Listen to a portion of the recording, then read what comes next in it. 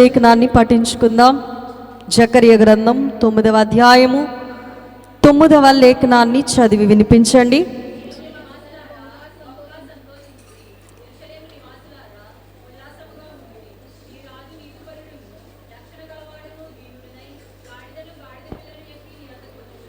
చిన్న ప్రార్థన చేసుకుందాం. మహిమ ఘనతకు అర్హుడైన మా తండ్రి, మీ ఘనమైన నామమును బట్టి వందిస్తూ ఉన్నాం. నేటి దినము శుభప్రదమైన దినము, శ్రేష్టమైన దినము, మనోహరమైన దినము, దేవా విశ్రాంతి దినము, పరిశుద్ధమైన దినము.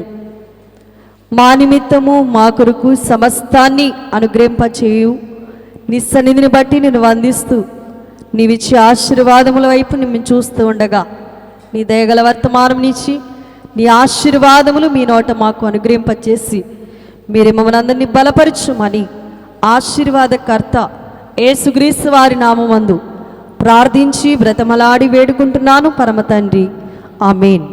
పరిశుద్ధ లేఖనములో వ్రాయబడినట్లుగా జకర్యా గ్రంథాన్ని మనము చదివినప్పుడు జకర్యా గ్రంథము 9వ అధ్యాయము 9వ వచనములో సియోను నివాసులారా బహుగా సంతోషించుడి. నేటి దినము ప్రియులరా, సన్నిధానంలో కూర్చున్నటువంటి మనము ఏం చేయాలంట? బహుగా సంతోషించాల. ఈ దినము సంతోష దినమా, దుఃఖ దినమా? ఏమ్మా చెప్పండి. ఎవరికైనా దుఃఖం ఉందా, సంతోషం ఉందా? మనకి యేసు ప్రభువే చాలా గొప్ప సాదృశ్యాన్ని నేర్పించిన వారై ఉన్నారు. సినిమాగా ఆయన జీవితం అంతా కూడా ముందు కనబడతా ఉంది. అయినా కూడా ఈ రోజున ఆయన ఏం చేస్తున్నాడు? సంతోషిస్తున్నాడు. ఏం కనబడుతుంది ఆయనకు ముందు అంటే? చూడండి ప్రియులారా, ఆయన జీవితం ఎలా ఉందంటే ముందు చూస్తే నుయ్యి, వెనక చూస్తే గొయ్యి. అయినా కూడా ఆయన ఏం చేస్తున్నాడు అంటే సంతోషిస్తూ ఉన్నాడు. ఇప్పుడు మనం మాత్రమే దుఃఖపడితే కాదు, మనం అందరం కలిసి ఆయనతో ఏం చేయాలంట? సంతోషించాల. ఇక్కడ రాయబడ్డ మాట, సియోను నివాసులారా బహుగా సంతోషించుడి, యెరూషలేము నివాసులారా ఉల్లాసముగా ఉండుడి. నీ రాజు నీతిపరుడును రక్షణ గలవాడునై దీనుడునై గాడిద పిల్లను ఎక్కి నీ యొద్దకు వచ్చుచున్నాడు అనే మాట ఈ రోజున మనము వివరించుకుందాం. ఈ మాట యొక్క విషయాలు బైబిల్ గ్రంథముల్లో చాలా స్పష్టంగా మరి జకర్యా గారు ఈ ప్రవక్త రాసినట్లుగాని ఈ విషయాన్ని యేసు ప్రభు వారు నెరవేర్చినటువంటి విషయాలు మత్తయి, మార్కు, లూకా గారు కూడా చక్కగా రాసిన వారై ఉన్నారు. వీటి యొక్క నిదర్శనం మత్తయి, మార్కు, లూకాలో కనబడతా ఉంది. అయితే రేపు మధ్యాకాశంలో జరగవలసినటువంటి విషయాలు ప్రకటన గ్రంథకర్త యోహాను గారు మరి 7, 9లో కూడా చక్కగా ప్రవచించిన వారై ఉన్నారు, చక్కగా వ్రాసిన వారై ఉన్నారు. అయితే ఈ రోజున మనం చూసినట్లయితే ఈరోజు యొక్క ముఖ్య ఉద్దేశం మట్టలతో జయ ప్రవేశం యేసుప్రభు వారికి జరిగింది. మట్టలు చేత పట్టుకుని యేసుప్రభు వారిని ఏం చేస్తున్నారంట? యెరూషలేం వీధులంతా కూడా మరి ఊరేగించడమే అనే విషయాన్ని ఈ రోజున మనం చూడగలుగుతూ ఉన్నాం. ఈ విషయానికి వస్తే ప్రియులరా, మరి ఎవరిని ఊరేగిస్తారు అంటే మరి రాజులైన వారిని ఏం చేస్తారు చెప్పండి? ఊరేగిస్తూ ఉంటారు. రాజులైన వారిని ఏం చేస్తారమ్మా? ఊరేగిస్తారు. ఘనత వహించినటువంటి వారు పట్టాభిషేకం చేసేటప్పుడు మరి ఏం చేస్తారంటే ఊరేగింపుగా జయధ్వనులతో ఆ దినాల్లో కూడా మట్టలతో వెళ్ళేవారట. అందుకనే మట్టలు ఒకటి సంతోషానికి, 2 జయానికి మరి సాదృశ్యంగా మనకి కనబడతా ఉన్నాయి. మట్టలు దేనికట? వాళ్ళ ఇష్టం. వాళ్ళు ఎందుకనంటే మట్టలు. ఈ రోజున మనకి ఈత మట్టలు దొరుకుతున్నాయి. మనం ఏదో సంతోషంతో ఈత మట్టలు పట్టుకుని వచ్చాం. మరి యెరూషలేములో వారు పట్టుకున్న మట్టలు ఏమై ఉంటాయి? బహుశా ఖర్జూరపు మట్టలు అక్కడ వారికి దొరికాయి. మట్టలు ఒకటేనా అంటే కాదు, వారు చెట్ల కొమ్మలు కూడా ఏం చేశారు? వారి సంతోషానికి అవధులు లేవు. వాళ్ళు ఏం చేస్తున్నారు అంటే రాజుగారు వస్తున్నారు, రాజు వస్తున్నారు, హోయ్ దావీదు కుమారునికి జయం, ప్రభు పేరట వచ్చేవాడు స్తుతింపబడును గాక. వారి సంతోషానికి అవధులు లేక ఒక్కొక్కడు చెట్ల కొమ్మలు నరుక్కుని వచ్చి దారి పొడుగున పరుస్తూ ఉన్నారు. చాలామంది బట్టలు తీసుకొచ్చారు, వాళ్ళ సంతోషాన్ని ఆ విధంగా వ్యక్తపరుస్తూ ఉన్నారు. మరి బట్టలు తీసుకొచ్చి దారి పొడుగున పరుస్తూనే ఉన్నారు. నేను అంటాను, దారి పొడుగునా పరిచినటువంటి బట్టల మీద ఎవరు అసలు అలా నడుస్తూ ఉన్నారు? యేసుప్రభు వారు అంటారా, లేక యేసుప్రభు వారిని మోస్తున్న గాడిద అంటారా? బట్టల మీద ఎవరు నడుచుంటారు? బహుశా ఏసే ఏమన్నా కాలినడక నడిచారా? ఏమా ఎవరు నడుస్తున్నారు? గాడిద నడిచింది. ఇప్పుడు గాడిదకి ఏమొచ్చేసింది? ఎంత ఘనత అంటే, ఎంత హుందాతనం అంటే, ప్రియులరా మనం ఆలోచన చేస్తే యేసుప్రభు వారికేమో పరిచారు, కానీ అదంతా కూడా ఎవరు నడుస్తున్నారు అని అంటే గాడిద నడుస్తూ ఉంది. దేని మీద నడుస్తుంది గాడిద? బట్టల మీద నడుస్తూ ఉంది.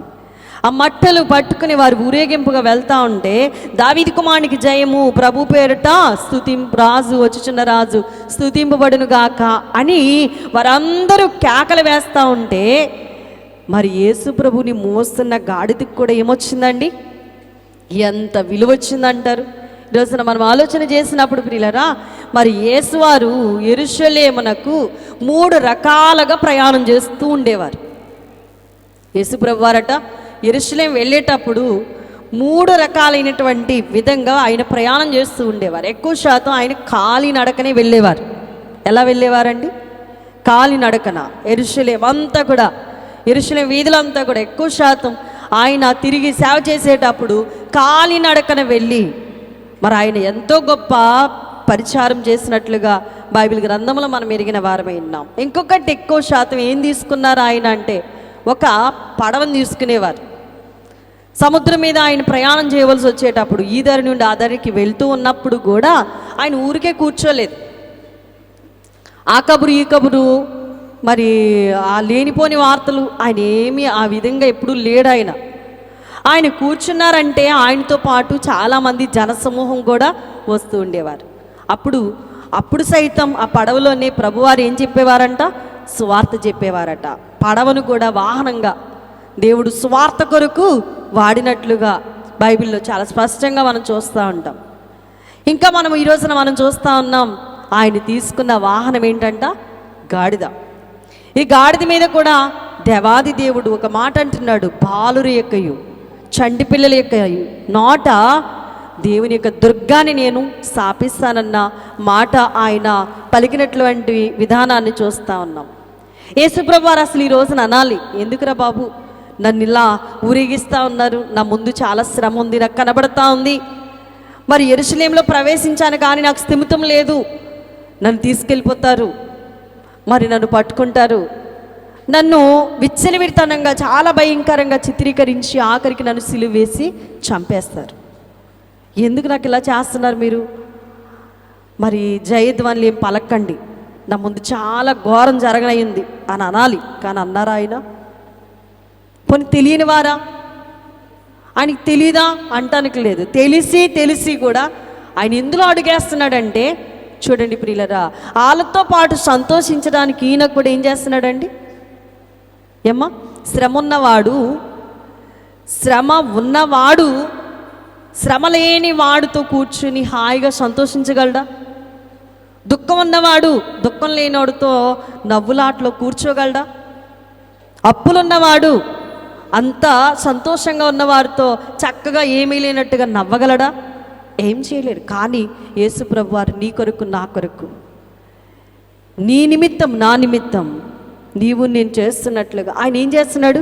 ఆయన కూడా వాళ్ళు సంతోషిస్తూ ఉంటే వాళ్ళతో పాటు ఆ చిన్న గాడిద మీద ఎక్కి ఆయన ఏం చేస్తున్నాడంట?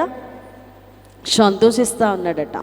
ఈరోజు నాకు కాలినడక మీద, పడవ మీద, అలాగే గాడిద మీద యేసుప్రభు వారు అనగా సువార్తను చేసినట్లుగా మనం చూడగలుగుతూ ఉన్నాం.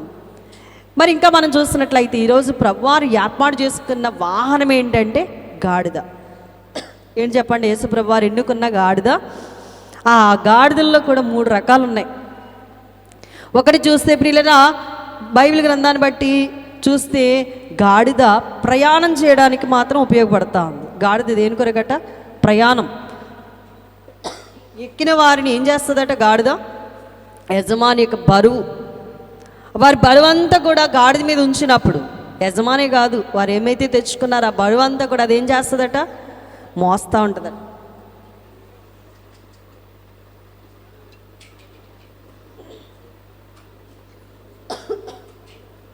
కనుక బరువు మోసేటువంటి గాడిద, మరి బరువు మోసేటువంటి గాడిదని మనం చూస్తూ ఉన్నాం.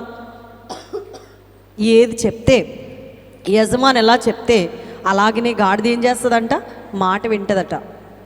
రాజులు రాసినటువంటి గ్రంథంలో మనం చూస్తాం. ప్రియులరా, మనం ఆలోచన చేసినప్పుడు గాడిద యజమాని యొక్క మాట వింటుంది. గాడిద ఇంకా చెప్పాలంటే శాంతికి కూడా గుర్తుగా కనబడతా ఉంది. అదేం చేయాలో అది మాత్రమే చేస్తుంది. అందుకనే ప్రయాణ సాధనంగా ఆ దినాల్లో వారు వాడుతూ ఉండేవారు. ఇంకా మనం చూస్తే రెండవది కంచెర గాడిద అంటారు. ఏ గాడిదట? కంచెర గాడిద. ఈ గాడిద యొక్క లక్షణం ఏంటంటే సోమర్తనం కలిగినటువంటిది. కంచెర గాడిద మరి రాజులు రాసినటువంటి మొదటి గ్రంథం 1వ అధ్యాయం 33వ వచనంలో వ్రాయబడినటువంటి మాటలు మనం చదివితే,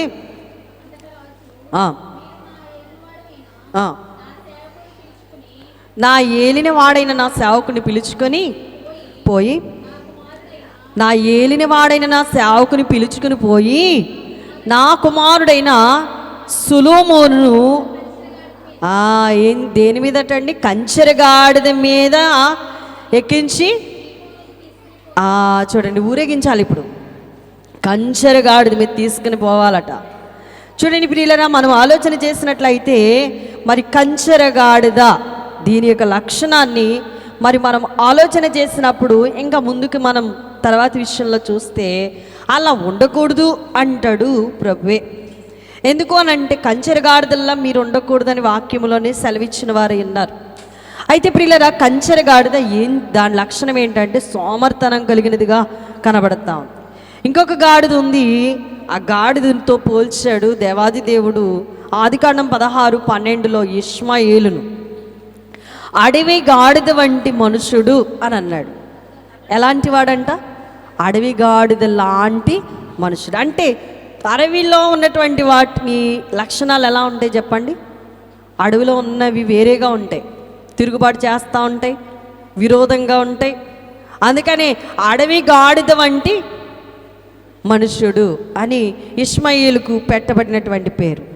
అయితే ఈ రోజున గాడిద చేసినటువంటి పనులు మనము ఆలోచన చేసినప్పుడు గాడిద కూడా ఎన్ని పనులు చేస్తుందో అని అంటే, ఒకటి మనకు తెలుసు, బరువులు మోస్తుందనే తెలుసు, అంతే కదండి. బైబిల్ గ్రంథాన్ని బట్టి మనం ఆలోచన చేస్తే గాడిద 3 విషయాల్లో మరి ఈ రోజున మనం చెప్పుకుందాం. 3 విషయాల్లో 3 విధాలుగా గాడిద సహకరించినట్లుగా చూడగలం. ఒకటి ప్రియులరా, ఉరి తప్పించినటువంటి గాడిద. ఏం తప్పించిందంట? ఉరి అంటే ఏంటి? ప్రాణం పోవాలా, కానీ ప్రాణం పోకుండగా గాడిద ఏం చేసిందండి? ప్రాణభిక్ష పెట్టింది, ఉరి తప్పించింది. రెండవది ఉరి పెట్టిన గాడిద. గాడిద తలంచుకుంటే ఏదైనా చేయగలదు అనడానికి నిదర్శనంగా గాడిద చేతిలోనే ఉరి పోసుకోగలిగాడు. ఇంకా మూడవది చూస్తే ఊరేగించిన గాడిద. ఈరోజు వర్తమానం ఏం చేస్తుందంట? గాడిద ఊరేగిస్తుంది. ఈ రోజున ఉరి తప్పించిన గాడిదెవరు? ఉరికి సిద్ధమైన ఉరి పెట్టించిన గాడిదెవరు? ఊరేగించిన గాడిదెవరు? ఈ రోజున మనమే గాడిదమై ఉన్నాం, అవునా కదండి? నేను గాడిదను అనుకుంటున్నారా? లేక నేను చాలా గొప్ప ఉన్నతమైన స్థితిలో ఉన్నాను, నన్ను గాడిద అంటారేంటి అంటున్నారా? ఏమ్మా, మనం అందరం ఎవరము? ఇప్పుడు ఎలా ఉండాలా? ప్రభువును మోసిన గాడిదల్లా ఉండాలా. అయితే ఉరి తప్పించిన గాడిద గురించి ఎవరి ఉరి తీయాలి, ఎవరిని తప్పించింది గాడిద అంటే బిలాం ప్రవక్త. సంఖ్యాకాండం 22:28 వచనములో మనందరికీ తెలిసిన స్టోరీ. అక్కడ వ్రాయబడ్డ మాటలు చూస్తే చూడండి ప్రియులరా, బిలాం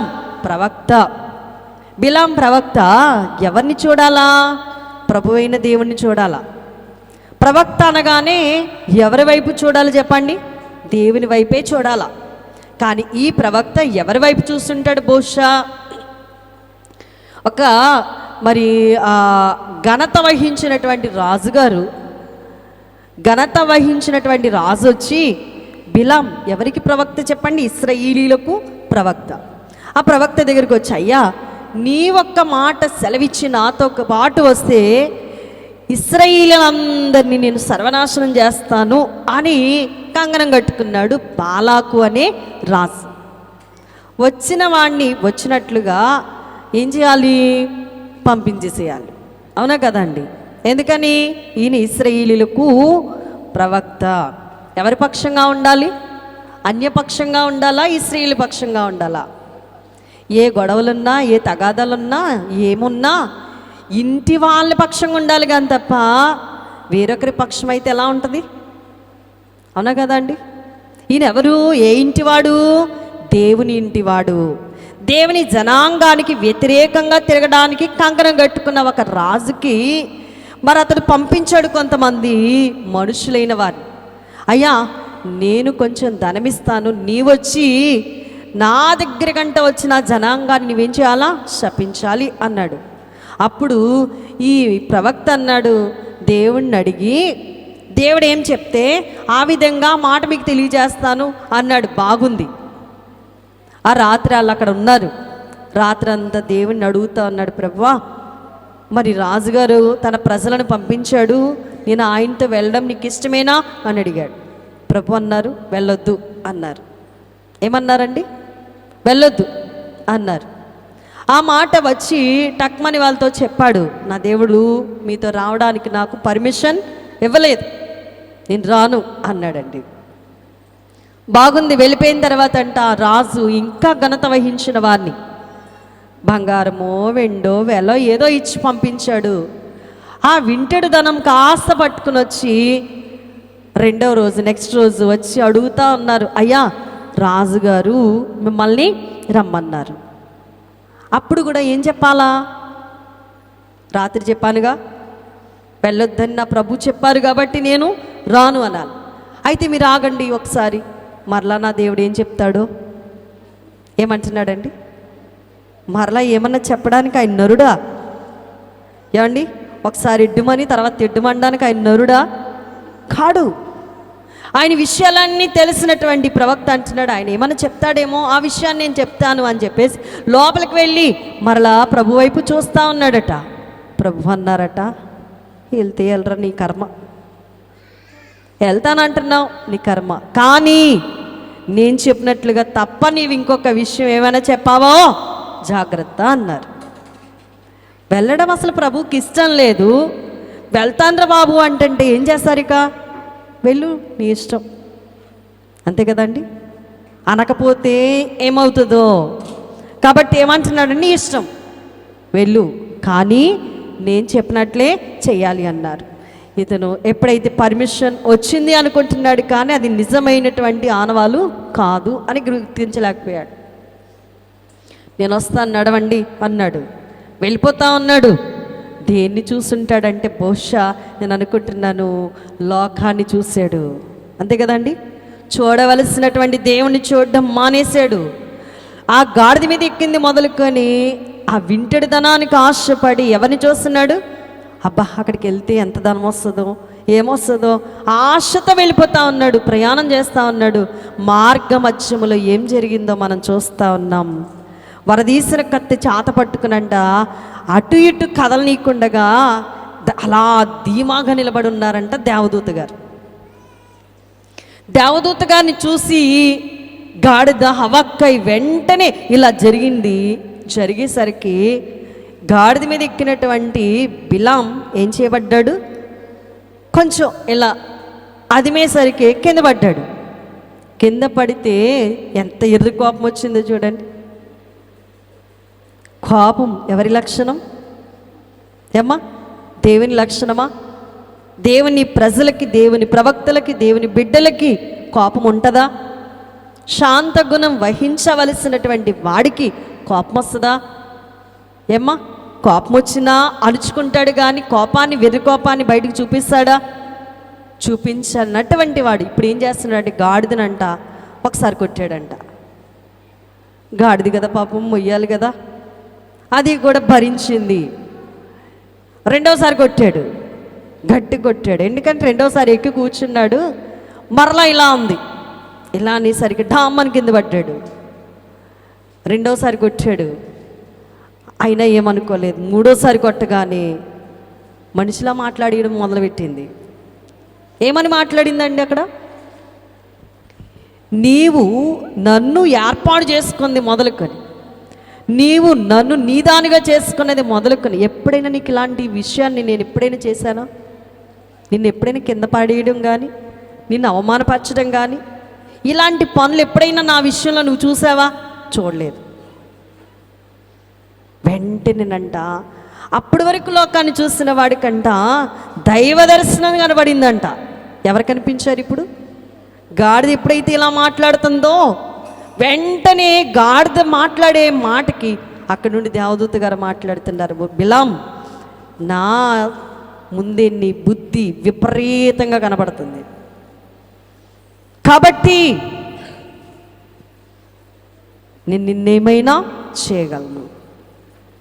నిజంగా గాడిద కనుక అక్కడ అలా పడిపోకుండగా, అలా కాలు అదుముకుండగా ఇష్టం వచ్చినట్లుగా వెళ్ళిపోయింది అనుకోండి, దేవదూత చేతిలో బిలాం ఏమైపోయి ఉండేవాడు? చనిపోయి ఉండేవాడు. ఇప్పుడు ఏం చేసిందండి? ప్రాణాన్ని తప్పించింది గాడిద. ఒక విషయాన్ని మనం చూసుకుంటే, ప్రవక్తకి బుద్ధి లేదు కానీ ప్రవక్తకి కూర్చున్న గాడిదకి ఏముందంట? అలవర్చుకుంది దైవ సన్నిధి యొక్క లక్షణాలు. బైబిల్ గ్రంథంలో మనం చూస్తూ ఉంటాం, అబ్రహాముతో పాటు అబ్రహాము దాసులు కూడా ఏం చేయడం నేర్చుకున్నారంట? సన్నిధి చేయడం నేర్చుకున్నారు, అలవర్చుకున్నారు. పని వాళ్ళందరూ సన్నిధి చేయడం నేర్చుకున్నారు. అందుకని ప్రవక్తతో ఉన్న వాళ్ళు కూడా అలవర్చుకోగలిగారు ఆ రోజుల్లో. ఎంత ప్రభావవంతమైంది దైవ సన్నిధాన్ని. వాళ్ళకు కూడా వీళ్ళ యొక్క ప్రభావమును చూసి, వీళ్ళ యొక్క సన్నిధి క్రమాన్ని చూసి వాళ్ళు కూడా అలా నేర్చుకుంటూ ఉండేవారు. కనుకనే దేవుడు వారిని కూడా ఏం చేస్తూ ఉండేవారు? ఆశీర్వదిస్తూ ఉండేవారు. అందుకే కదా అబ్రహాం సేవకుడు ఎలియాజర్ ప్రార్థనకి ఆమేన్ అన్నాడంతే, రెబెకా కడవ పట్టుకుని వచ్చేసింది. ఈయన మనసులో ఉన్న కోరిక ఆమె అక్కడ నెరవేర్చేసింది. అది అలవర్చుకోవడం. కొంతమంది ఏం అలవర్చుకుంటారంటే చెడ్డ వాటిని అలవర్చుకుంటూ ఉంటారు. ఎక్కిన గాడిద అలవర్చుకుందండి. దైవ దర్శనం ఎంత చక్కగా చూసింది చూడండి. గాడిద మీద ఎక్కిన వాడికి కనబడడం లేదు కానీ గాడిదకి మాత్రం ఎవరు స్పష్టంగా కనబడుతున్నారండి? దేవుని దూత కనబడుతున్నారట. అటు ఇటు వెళ్ళనీయకుండా మధ్యలో అలా నిలబడిపోయి ఉన్నారు దేవదూత. అది అసలు ఎవరు చూడాలా? ఎవరికి కనబడాలా? ప్రవక్తకు కనబడాలి. కానీ ఎవరికి కనబడుతున్నారండి? ప్రవక్తను మోస్తున్నటువంటి గాడిదకి కనబడతా ఉన్నారు.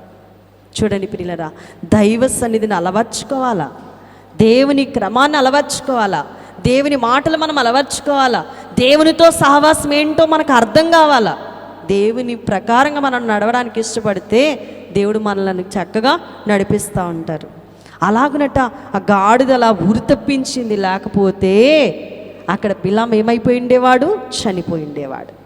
ఇక ఉరిపోసిన గాడిద దావీదు కుమారుడు అబ్షలోము అంత సౌందర్యవంతుడు ఇంకొకరు లేడట. అబ్షలోము ఎంత సౌందర్యవంతుడు అంటే చాలా సౌందర్యవంతుడు. 2వ సమూయేలు గ్రంథం 18వ అధ్యాయం 9వ వచనంలో చూస్తే అంత సౌందర్యము, చక్కని తల వెంట్రుకలు. అతని తల వెంట్రుకలు లెక్క కూడా వేశారండి బైబిల్ గ్రంథంలో. అంత సౌందర్యము, అంత హుందాతనం కలిగినటువంటి వాడిని గురించి బైబిల్లో ఏమని వ్రాయబడిందంటే, ఒకరోజట తండ్రికి వ్యతిరేకంగా తిరుగుబాటు చేయడం నేర్చుకున్నాడు. ఎవరికి వ్యతిరేకంగా? తండ్రికి వ్యతిరేకంగా తిరుగుబాటు చేస్తే ఊరుకుంటాడా? ఏమ్మా, ఎలా చేశాడు అని మీరు ఆలోచన చేసినట్లయితే తండ్రికి వ్యతిరేకమైనటువంటి విపరీత బుద్ధి కలిగిన వాడిగా ఉన్నాడు అబ్షలోము. దావీదు తన పిల్లల్ని చాలా చక్కగా పెంచాడు. దావీదు తన బిడ్డలకి చెప్పవలసిన విషయాలన్నీ చెప్పాడు, చేయవలసిన మాదిరి అంతా చూపించాడు. కానీ దావీదు మీదే కుట్ర చేశాడండి. ఎవరంట? అబ్షలోము. అందమైన వాడే, కానీ రాజరికం కోసం ఏం చేశాడంట? దావీదుకి అన్యాయం చేయాలని, దావీదుని కాదనంట రాజుగా సలామని అవ్వడానికి మరి కొంతమంది జట్టుని ఏర్పాటు చేసుకొని దావీదు మీదికి తిరుగుబాటుకి వెళ్తే ఏమెక్కి వెళ్తున్నాడు చూద్దాం. ఇక్కడ చూస్తే ప్రియులరా, మరి 18వ అధ్యాయం 9వ వచనంలో నేను చదువుతున్నాను. అబ్షాలోమట కంచెర గాడిద మీద ఎక్కిపోవచ్చు. ఏ గాడిదండి? కంచెర గాడిద మీద ఎక్కిపోవచ్చు దావీదు సేవకులకు ఎదురాయి. ఇక్కడ ఫైటింగ్ దావీదు సేవకులకి. దావీదు రాలేదు పాపం, కానీ దావీదు దగ్గర ఉన్నటువంటి సేవకులందరూ కూడా దావీదు పక్షంగా యుద్ధానికి వెళ్ళారు. అబ్షాలోము వాళ్ళతో అటాక్ చేయడానికి వెళ్తా ఉంటే దావీదు సేవకులకి ఎదురయ్యాడు. ఆ కంచెరగాడిద అలా ప్రయాణం చేస్తూ ఏం చేసిందంటే, అక్కడ మస్తకి వృక్షం ఉందట. మస్తకి వృక్షం ముందే చెప్పాను, ఇతని తల వెంట్రుకలు చాలా ఎక్కువ. ఆ తల వెంట్రుకల గట్ట మస్తకి వృక్షం చుట్టేసుకుంది. ఆ మస్తకి వృక్షానికి తల వెంట్రుకలు పట్టేసింది. ఆ పట్టేయడంతో మరి విదిలించుకొని అంత ఉండదు. ఇక ఇది వేగంగా వెళ్తూ ఉంది గాడిద. ఆ వేగంగా వెళ్ళడంతోనే ఈ తల ఏం చేసిందంటే ఆ మస్తకి వృక్షానికి చిక్కుకుపోయింది. ఈ తల పట్టుకుని చూస్తున్నాడు, ఈలోపు గాడిద వెళ్ళిపోయింది. అలా ఏలాడుతూ ఉన్నాడండి సౌందర్యవంతుడు, చక్కని మరి అందం కలిగినటువంటి అబ్షాలోం. అలా ఏలాడుతూ ఉంటే అందులో ఒకడు చూశాడు, దావీదుకు సంబంధించినటువంటి వాడు ఒకడు చూసి ఆ విషయాన్ని యోవాబుకు చెప్తాడు. అయ్యా, పలానా చెట్టు దగ్గర పలానా మరి దావీదు గారి కుమారుడు అలా వేలాడడం నేను చూశాను అన్నాడు. అప్పుడు యోవాబు అన్నాడు, ఊరికే చూసి వచ్చేయడం ఏంటి, అక్కడే చంపి రాకపోయావా అని అన్నాడు. అయ్యా, ఎంత మాట, నేను చంపొచ్చిన దాకా ఉండి నీవే నా మీద తిరగబాటు చేస్తావు, పలానా వాడు చంపేశాడు అంటావు అని అంటే, అప్పుడు యోవాబు అన్నాడు, నువ్వు చంపేదాకా నేను ఎక్కడ చూస్తాను, నేనే వెళ్ళి చంపుతాను అని. అక్కడ ఏం చేశాడు, చంపొచ్చాడు. ఆ వార్త దావీదుకు తెలిసి ఎంత ఎలా ఏడ్చాడో విషయం బైబిల్ గ్రంథంలో చాలా స్పష్టంగా మనం చూడగలుగుతూ ఉంటాం. అబ్షాలోం కోసమట ఎంతగా ఏడ్చి ఇక బయటికి కూడా రావడం మానేశాడు. సౌందర్యవంతుడు, చాలా ఇష్టమైన వాడు, చనిపోయిన కారణాన బయటకు రావడం మానేస్తే యోవాబుకి చాలా కోపం వచ్చేసింది. యోవాబు వచ్చి అంటాడు సందర్భంలో, మేమందరం చచ్చిపోయి నీ కొడుకొక్కడు బ్రతుకుంటే అప్పుడు నవ్వుకుంటా బయటకు వద్దువేమో, ఇప్పుడు కాక నువ్వు బయటకు రాకపోతే నీకంటూ ఒక్కడు కూడా ఇక్కడ మిగిలిండేవాడు ఎవడు కూడా లేడు అంటే అప్పుడు వచ్చాడండి. అప్పటి వరకు ఏం చేయలేదు, దుఃఖంతోనే లోపలే ఉండి, అబ్షాలోమా నీకు బదులు నేను చచ్చిపోతే బాగుండు, నాయనా నువ్వు వెళ్ళిపోయావా అని చెప్పి చాలా బాధతో దుఃఖంతో ఉన్నాడు. కానీ ఇక్కడ మనం ఆలోచన చేసినట్లయితే ఇక్కడ అబ్షాలోముకి దేని ద్వారా ఊరొచ్చిందట, కంచెరగాడిద. ఈ కంచెరగాడిద ద్వారా అబ్షాలోము ఊరిలోనికి పోయినట్లుగా చూడగలుగుతున్నాం. ఇక 3వ గాడిద ఊరేగించిన గాడిద ఏం చేసిందంట, యేసు ప్రభువుని ఊరేగించింది. ఊరేగించడంతో దానికి కూడా ఏమొచ్చింది, విలువ వచ్చింది. ఎంత విలువ వచ్చిందండి, అందరూ ప్రభువుని చూస్తారు, ప్రభు ఎక్కిన గాడిదను కూడా చూస్తారు. అబ్బా, ఎంత ముచ్చటగా ఉంది చూడండి ప్రియులరా. దేవాది దేవుడు నేర్పిస్తున్నటువంటి గొప్పతనం ఏంటి అని అంటే, ఎంత ఉన్నా ఏముండాలట, ఒదిగే ఉండాలట. మనం అందరం నేర్చుకోవాల్సిన పాఠం ఏంటంటే, ఆకాశ మహాకాశములు పట్టజాలంత మహా గొప్ప దేవుడైనప్పటికీ కూడా గుర్రాన్ని కోరుకోలేదు, రథాన్ని ఏర్పాటు చేసుకోలేదు, బంగారపు మరి ఏదో ఒక వాహనాన్ని కోరుకోలేదు. ఆయన దేన్ని కోరుకున్నాడంట, గాడిద. ఎంత చిన్నతనం అది, ఎంత నీచంగా చూస్తాం. మరి గాడిద ఇట్రారా, ఎంత అపహేళన చేస్తాం. అలాంటి చిన్న గాడిదను ఆయన ఏం చేశాడు, కోరుకున్నాడు. అంటే ఎంత ఉన్నా కూడా ఏముండాలట, ఒదిగే స్వభావం మనం కలిగి ఉండాలా దేవుని సన్నిధిలో. ప్రియులరా, గాడిద చేసిన పనులు ఎలా ఉంటే, రాజుగా ఆయన చేసిన పనులు ఏంటి అని అంటే, ప్రియులరా, ఒకటి జకరియా గ్రంథం. ఈ జకరియా గ్రంథంలోనే అసలైనటువంటి స్టోరీ అంతా ఎమ్మిడిపోయింది. 9వ అధ్యాయంలో మనం చదివినట్లుగా ప్రియులరా, మరి 10వ వచనం చూడండి ఒకసారి.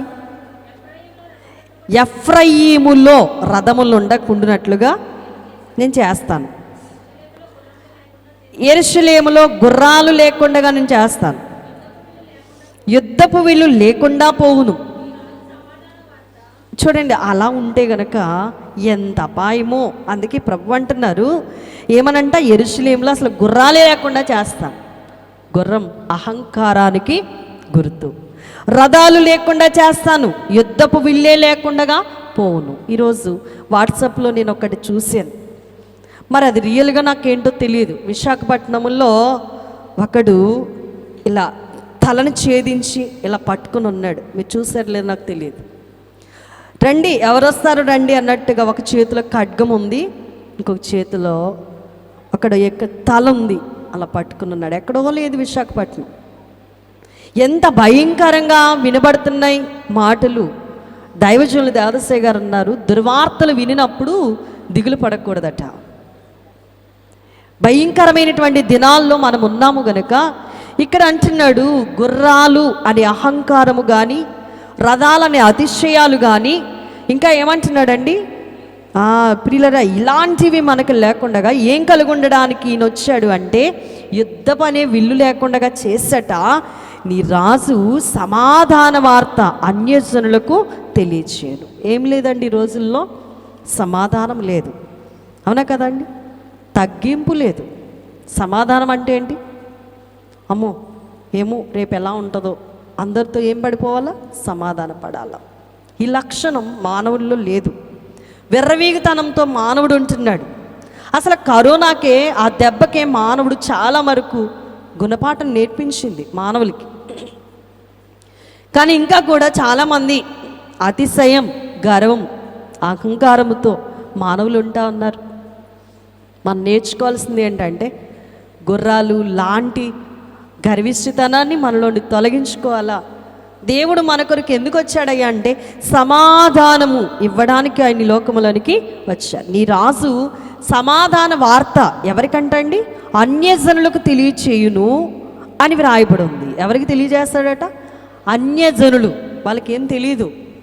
అలాంటి వాళ్ళకి కూడా దేవుడు ఏమిస్తున్నాడు అండి? అన్యజనులు అంటే తనకి సంబంధించిన వారా అంటే కాదు. అన్యజనులు అంటే సంబంధం లేని వాళ్ళని అన్యజనులు అంటాం. అంతే కదండి. క్రైస్తవులు అంటే మనం ఎవరిని, హిందువుల్ని, వాళ్ళని వీళ్ళని ఏమంటాం? అన్యజనులు అంటాం, పరజనులు అంటాం. అంటే అలాంటి వాళ్ళని కూడా, ప్రేమ లేని వాళ్ళని కూడా, కషాయితనం కలిగిన వారిని కూడా, భయంకరమైనటువంటి శిక్షకులను కూడా దేవుడు ఏమివ్వడానికి వచ్చాడంట? సమాధానం ఇవ్వడానికి వచ్చాడంట. వాళ్ళు నా వాళ్ళు కాదండి. మరి నీ వాళ్ళు ఎవరు? వాళ్ళకి నాకు ఏ సంబంధం లేదండి. మరి నీవెవరికి సంబంధించిందాను? ఆలోచన చేద్దాం ప్రియులరా. దేవుని పిల్లలమైన మనం అందరితో ఏమై ఉండాలట? సమాధాన పడుతూ ఉండాలట. ఆర్సీఎం చర్చిల్లో సమాధానం సమాధానం సమాధానం చెప్పేస్తారు. పైకి చెప్పుకునే సమాధానాలు ఎవరికండి? వ్యర్థం అవి. మనసులో ఏముండాలట? సమాధాన పడిపోవాలా. సూర్యుడు ఉదయించి అస్తమించే లోపే కోపాన్ని విరమించుకొని అందరితో ఏమాడవాలంట? సమాధాన పడిపోవాలట. 10వ వచనం చూడమ్మా, 11వ వచనం చూడమ్మా. ఇంకొక మాట అంటున్నాడు, ఒకటి సమాధాన వార్త తెలపడానికి వచ్చాడు, రెండవది నీవు చేసిన నిబంధన రక్తమును బట్టి తాము పడిన నీరు లేని గోతులో నుండి చెరపట్టబడిన నీ వారిని, నీరు లేని గోతులో నుండి చెరపట్టబడిన నీ వారిని నేను విడిపించేదను. చెరపట్టబడి ఉన్నారు చాలామంది. ఈ చెరకు చాలామంది ఆహుతైపోతా ఉన్నారు. చెర అంటే ఏంటి చెప్పండి? జైలు. అంతేనండి. జైలుకి ఎవరు వెళ్తారు చెప్పండి? ఘోరమైన పనులు చేసేవారు, ఘోర అన్యాయం చేసేవారు. వాళ్ళని తీసుకెళ్ళి ఎందులో వేస్తారు? చెర. అదే రేపు నరకాగ్ని గుండములో పడిపోకుండా వారిని విడిపించడానికి యేసు ప్రభు లోకములోనికి వచ్చారు. ఎవ్వరు కూడా ఒక్క పాపి నశించిపోవడం ఆయనకి ఇష్టం లేదు. చెరకు వెళ్ళిపోకూడదు ఎవరు కూడా. అందుకని యేసు ప్రభు వారు సమాధానం లేని వారికి సమాధానం ఇవ్వడానికి లోకంలోనికి వచ్చారు. చెరకు వెళ్ళిపోకూడదు కాబట్టి మీలో అతిశయం, అహంకారం, గర్వం అవన్నీ తొలగించి అక్రమాలు చేస్తున్న వారులారా చెరకు మీరు పోకూడదు అని తానే చెరపట్టబడ్డాడు. తానే మన కొరకు ఎలా వచ్చాడట? చెరలో విడిపించడానికి ఆయన వచ్చారు అనే వృత్తాంతాన్ని లూకా సువార్త మనం 4వ అధ్యాయం 17వ వచనంలో కూడా ఈ మాటలు మనం చదువుతూ ఉంటాం. అయితే మరి ఇంకా మనం చూసినట్లయితే ఇంకా ఎందుకు వచ్చాడయ్యా అంటే 15వ వచనం చదవండి ఒకసారి. సైన్యములకు అధిపతియగు యెహోవా వారిని కాపాడును గనుక వారు భక్షించుచు వడిసెల రాళ్ళను అనగద్రొక్కుచు త్రాగుచు ద్రాక్షారసం త్రాగువారి వలె బొబ్బలిడుచు బలిపశు రక్త పాత్రలను బలిపీఠపు మూలలను నిండునట్లు రక్తముతో నిండి ఇందురు. ఏం చేస్తారంట? ఇలాంటి వాళ్ళందరూ లోకల్లో ఉన్నారు. అయినా కూడా వాళ్ళని ఏం చేస్తానంటున్నాడు? కాపాడుతాడంట. ఎవరిని కాపాడుతాడండి? ఎవరిని కాపాడుతారటండి? ఒకటి ప్రియులారా, ఇక్కడ మనం రాయబడినటువంటి లేఖనాలు చూసినట్లయితే వాళ్ళు ఎలాంటి వాళ్ళు? భక్షించేటువంటి వాళ్ళు. ఏం చేస్తారట? భక్షిస్తారట. దేన్నైనా భక్షించగలరు. వడిసెల రాళ్ళను అనగద్రుక్కుతూ ఏం చేస్తారంట? త్రాగుతూ ఉంటారట. ద్రాక్షారసం త్రాగేవారిలాగా బొబ్బలెడతా ఉంటారట. బలిపశు రక్త పాత్రలు బలిపీఠపు మూలలు నిండినట్లు రక్తంతో నిండి ఉంటారట. 16వ వచనంలో అంటాడు, నా జనులు యెహోవా దేశములో కిరీట మందలి రత్నముల వలె ఉన్నారు గనుక కాపరి తన మందను రక్షించినట్లుగా. కాపరి ఏం చేస్తాడు? తన పనేంటి? మంద. ఒక గొర్రె అటు వెళ్ళింది అనుకోండి, ఆటోమేటిక్గా మిగతా అన్నీ తిరిగేస్తూ ఉంటాయి. మందని గొల్లవాడు గొర్రెపిల్లల్ని ఎలా అయితే కాపాడుతాడో లేఖనం చెప్తా ఉంది, వారి దేవుడిని యెహోవా ఆ దినమున వారిని రక్షించును.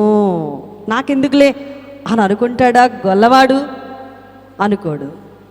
ఆ ఒక్క గొర్రె చక్కగా నడిచిందనుకో, మిగతా అవన్నీ ఆ విధంగా నడుస్తాయనే తపనతో ఆ గొర్రెపిల్లనంట త్రోవ తప్పిపోయినటువంటి గొర్రెపిల్లని వెదకి వెంటాడి దాన్ని మళ్ళా దారిలో ఎలా పెడతాడో ప్రభువైన తండ్రట.